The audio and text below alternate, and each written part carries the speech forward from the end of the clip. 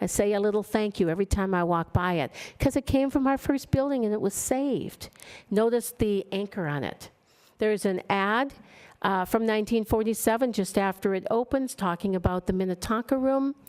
And by the way, when you walk in the Muni, in the very front entrance, have you ever noticed that the wall is kind of wavy and painted blue? Well, it's wavy because of waves, but it's blue in honor of the first Muni, because the one wall was blue in the first Muni.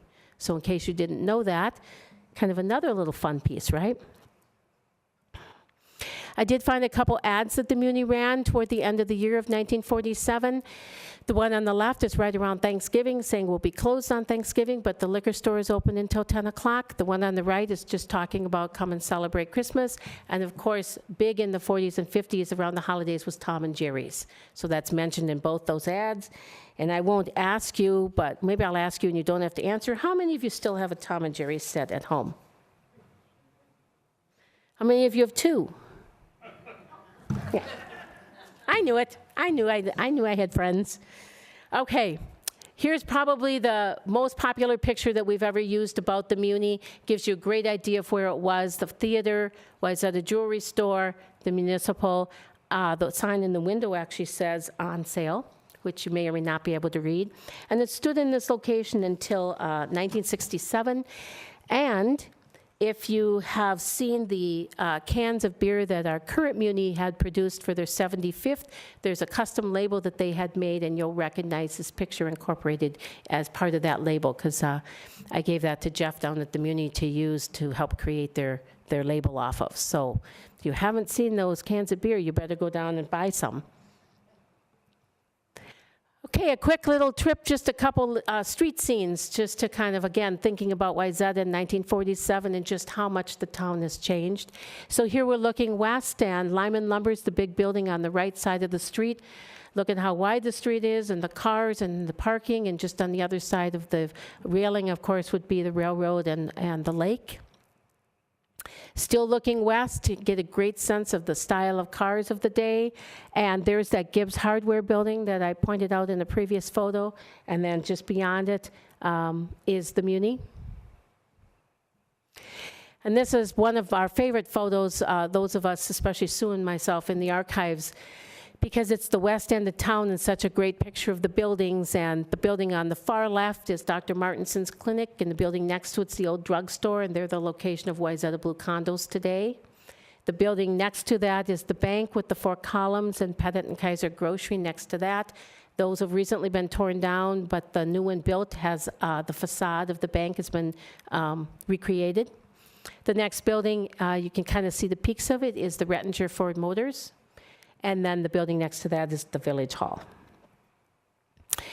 Well, remember there were 3 needs that Wayzata had, and we talked about the school, and now I want to just mention quickly about the fire department.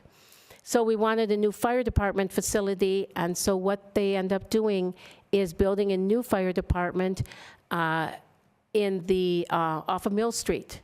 So now, to make sure everybody's clear, Mill Street is that street that you pass that goes in front of the current day Muni, takes you all the way down to the new parking ramp. Right? So that's called Mill Street. So if you think back to where things were before all the new building was, there's a map in the upper left-hand corner. The building in the far upper left-hand corner of that map is the old Oddfellows Hall. That's now Grocer's Table. The building next to it was the Gold Mine Antiques, and that's, you know, kind of part of Grocer's Table's outdoor area and that Lululemon. And the building in the far lower corner on the left side of that map is now Chico's. So I guess I didn't use the best color. I used yellow, and it doesn't show up very well. But can you see the rectangular building kind of in the middle that I outlined in yellow? So it says Ice House on it. Guess what kind of a business Ice House is? It's not a restaurant. It's not what you think. It's the ice house used for storage for the blocks of ice harvested off of Lake Minnetonka and Wayzata Bay by our Wayzata residents, right? So they're stored in the ice house.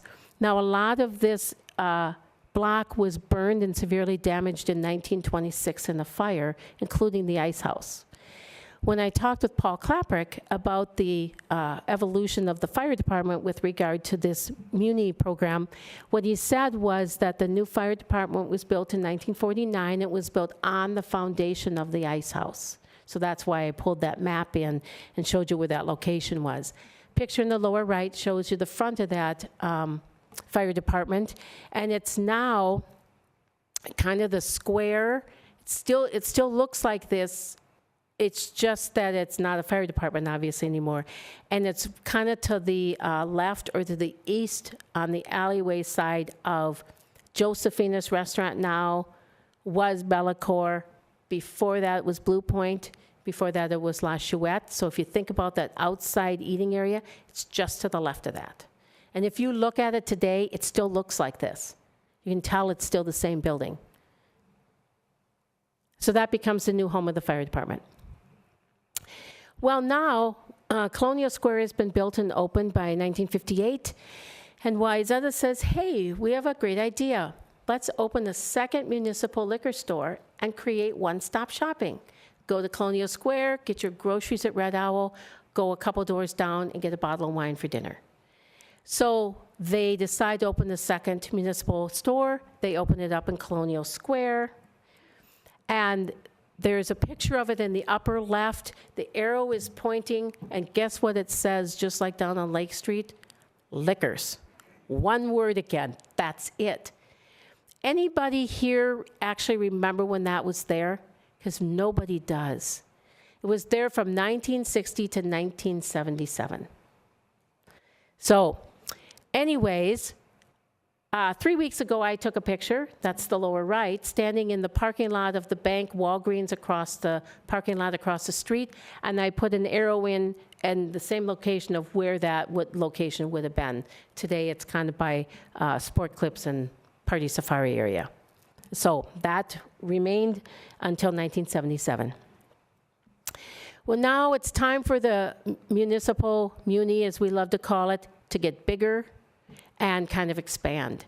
So it's going to leave its location on Lake Street and it's going to move down to Wayzata Bay Shopping Center. And so we've got a picture of some construction of it being built, an end result of the liquor store entrance, and a couple of articles that I put in there on the left, and it's now going to be called the Town Tavern.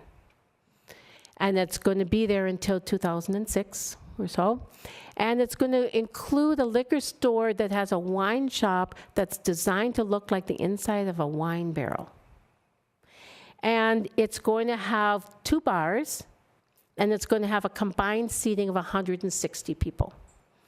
Now, sadly, like with the first Muni, there's not a single photo of the inside of this part of its evolution. However, I did find, again, really great description. So they created 2 bars and a liquor store. One bar was called the Working Man's Bar, or referred to at least as the Working Man's Bar. The other was the bar/lounge, and then there was a liquor store. So I talked to a lot of people to try and understand what this was like, and putting everybody's answers together, here's what I've come up with. So these 2 bars were connected together, so that one bar served both of them. So the bartenders worked both sides of the bar, okay? And the Working Man's Bar was designed to be kind of a casual drop-in, have a beer kind of a thing. And then the other one was a little more fancy. The Working Man's Bar side had vinyl tiles on the floor. Interestingly, everybody remembered that part, and dark wood paneling on the walls. And it's described in the newspaper as having a bit of an English pub look. People weren't so sure, they kind of agreed with that. But it had 1 color TV on the wall, and it had a large jukebox, and there were speakers for the jukebox in both bars. The other bar/lounge also had dark wood paneling on the bottom of the walls. It had red suede wallpaper on the top half of the walls and a wooden X that crossed in each panel. And it had a tile floor instead of a vinyl floor. It had decorative cone-shaped bronze light fixtures above each booth. And it had a color TV on the wall. And each booth had a selection box where they could play music from the jukebox, which was located in the other bar, but remember there were speakers on both sides. So that's the best that I was able to put together from newspaper and people's memories, a little bit about that first iteration at the Wayzata Bay Center. Then it was remodeled in 1986. So now we're maybe getting to where a few more of us might recognize it. So here's from the archives a picture of the liquor store. These are pictures I took the week that it was going to be torn down, so that's why they're in color. So all the colored pictures coming up are pictures that I took. The black and white ones are pictures from our archives. Who remembers the artwork above the door? If you didn't, I made sure to put that picture in there, and then also the kind of garden trellis artwork behind the cash register. Here's the rest of the Muni, or the Muni itself, with those arched, curved windows.